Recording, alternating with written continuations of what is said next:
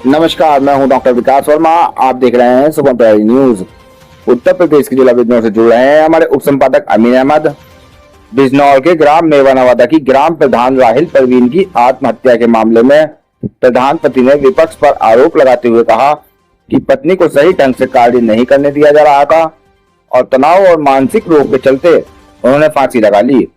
पति ने कहा कि यह मेरे बच्चों के लिए बेहद दुख की घड़ी है। जिला बिजनौर की खबरें सबसे पहले देखने के लिए हमारे चैनल को सब्सक्राइब करें, वीडियो को लाइक करें, शेयर करें। मेरी पत्नी के परिवार है वो मेरे विपक्ष वालों ने इतना उन्हें टॉर्चर कर रखा है, इतने टॉर्चर कर रखा है जो मुझसे बात करने को भी तैयार नहीं है, लड़ाई झगड़े करने को तैयार है। मैं कहता हूँ अगर मैं गुनहगार हूँ तो मुझे बैठ के सजा दे दो, पर कम से कम बैठ के बात तो करते हैं, समझते तो सही बात को। आज उनकी मम्मी को उन्होंने जो है देखने भी तक का नहीं दिया। उन लोगों ने बहुत गलत कर रहे हैं। अगर मैं गुनहगार हूँ तो मुझे सजा मिलनी चाहिए। मेरे आपने अपने ससुर से सास से बात करनी चाहिए। मैंने जो है अपने साले को फ़ोन करा, सबसे बड़े वाले को, मेरे मोबाइल में है तो उनका फ़ोन नहीं लगा। फिर मैंने मेराजुद्दीन का जब फ़ोन नहीं लगा तो मैंने फिर रियाजुद्दीन को कॉल करी तो रियाजुद्दीन की इनकमिंग ख़त्म थी, उनका भी फ़ोन नहीं लगा। फिर मैंने सब में छोटे वाले को हिसामुद्दीन को कॉल करी। मैंने कहा कि तुम्हारी बहन ने ऐसा ऐसा कर दिया, भैया तुम आ जाओ। फिर इतने में वो लोग बेचारे समझ पाते तो, पर विपक्ष वाले जो मेरे अपोजिट है उन्होंने इतना बड़ा उनको गुमराह कर दिया, इतना बड़ा गुमराह कर दिया उन्होंने कि वो जो है बस ये कहने लगे कि तुमने तो हमारी को मारा। अरे हम कहते हैं कि हमने चलो तुम कह रहा हो कि मारा, कि कम से कम उनसे बैठ के तो बात करो, तभी तो पता लगेगा क्या है क्या नहीं है। और उन लोगों ने हमसे कोई बात नहीं करी और हम पे तरह तरह के झूठे इल्जाम लगा रहे हैं। ये घटना कौन से रूम की है, जरा रूम दिखा। ये इस रूम किया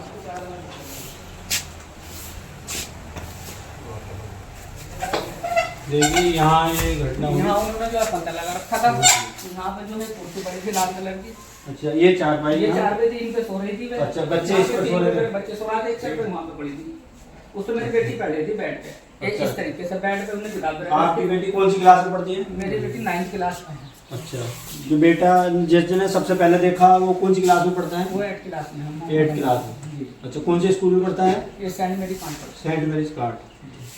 तो मैं जो हूँ बाहर बैठ गया 11:30 बजे तक। वहाँ सामने बच्चे जो मेरे घर से लगभग 20 मीटर की दूरी पर बच्चे वॉलीबॉल खेल रहे थे, नाइट टूर्नामेंट करा रखी थी, उनका मैच चल रहा थे। मैं 11:30 बजे तक वहाँ पे जब बैठा, फिर मैं तब ऊपर गया तो मेरी पत्नी और मेरे 3 बच्चे उनके पास सो रहे थे। वो चारपाई पे सो रही थी और मेरे 3 बच्चे बेड पे सो रहे थे। एक जो चारपाई पड़ी थी वहाँ पे मेरी बेटी बैठी हुई पढ़ रही थी, बड़ी बेटी है ना। मैंने उससे पूछा बेटी इतनी रात हो गई पढ़ रही है ना? हाँ अबू मैं पढ़ रही हूँ। तो मैं बोला बच्चे सो जाती हूँ।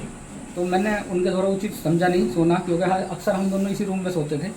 उस रात 2 रात से जो हम इस रूम में नहीं सोई, क्योंकि वो बच्चों को लेकर पहले सो जाती थी और वो कहती थी कि तुम बाहर रहते हो, रात को आते हो, उससे को लेकर ज़्यादा उनको इस चीज़ की दिक्कत थी।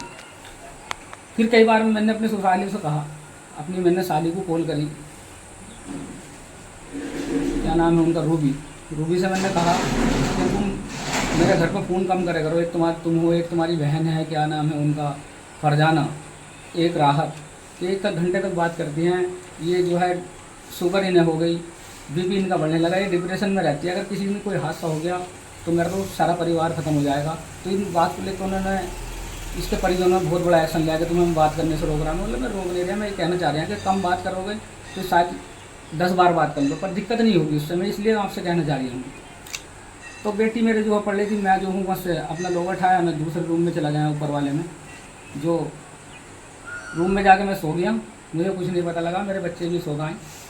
सुबह को 5 बजे बच्चों के स्कूल के जाने का जो अलार्म बजा, बच्चे ने मोबाइल में अलार्म लगा रखा, तो अलार्म जो बजा तो उसमें मेरा बेटा आया।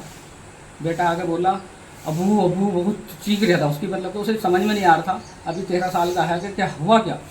पर घर में अंधेरा था, बैटरी जो है मेरे डाउन ख़राब हो गए, लाइट चली गई थी, 5 बजे लाइट चली जाती है यहाँ पे। तो मैं भाग कर आया उसके साथ। मैंने देखा तो वो जो है फांसी के फंदे पे जो है लटकी हुई है। मैंने वो दुपट्टा खींचा, मैंने खींच कर खोलना चाहा, पर मैंने देखा कि जब इनके अंदर कुछ नहीं बचा, तो बस मेरा हाथ पैर में काम करना बंद कर दिया। मेरे बेटा जो है सब, मेरे बच्चों की चीख पुकार निकल के आस पड़ोस के लोग आ गए यहाँ। ये सब घटना घटी है। और आपने देखा तो फिर क्या लगा आपको, क्या किसको बताया सबसे पहले? जब अलार्म बोला, 5 बजे का अलार्म था, हम स्कूल जाते थे, 5 बजे स्कूल जाने के लिए उठते थे। जब मैंने देखा अलार्म बोला, फिर मैंने अम्मी को देखा, कमरे में अंधेरा था, लाइट बंद थी, इसलिए अंदर से गेट बंद था, मैंने गेट खोले जल्दी जल्दी। फिर दूसरे कमरे में से मैंने अब्बू को बुला के लेकर आया। फिर अब्बू ने जैसे लाइट खोली, अब्बू ने देखा ये सब कुछ हो गया, तो फिर अब्बू भी बहुत रोने लगे, देखने लगे।